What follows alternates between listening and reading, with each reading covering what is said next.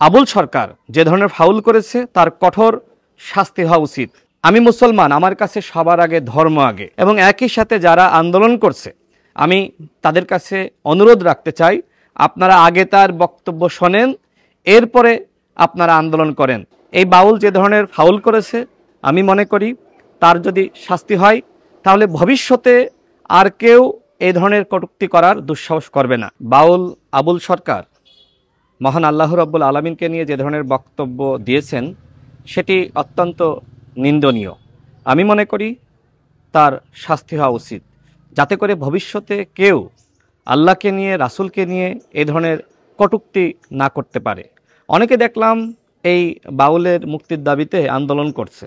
আমার কাছে মনে হয় যে তারা হয়তো এই বাউলের যে ফাউল বক্তব্য সেটি শোনে নাই। দেখেন, আমরা বাংলাদেশের মানুষ, আমরা অত্যন্ত অসাম্প্রদায়িক।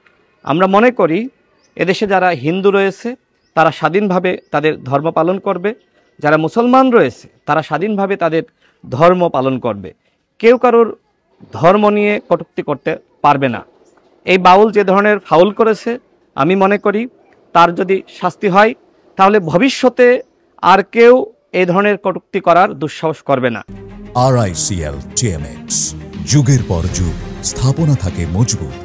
দেখেন, আমি মুসলমান, আমি মনে করি এই বক্তব্যের মাধ্যমে বাউল আবুল সরকার যে ধরনের ফাউল করেছে তার কঠোর শাস্তি হওয়া উচিত, যাতে করে ভবিষ্যতে আর কেউ এ ধরনের বক্তব্য প্রদান করার দুঃসাহস না করে। আমি মুসলমান, আমার কাছে সবার আগে ধর্ম আগে।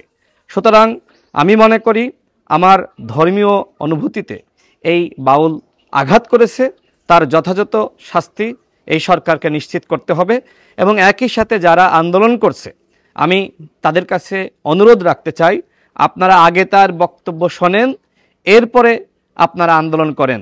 বাংলাদেশে যারা শিল্পী রয়েছে তারা তাদের শিল্পকর্ম নিয়ে এবং তাদের শিল্প চর্চা তারা করতে পারে, এটাতে আমাদের কোনো আপত্তি নাই।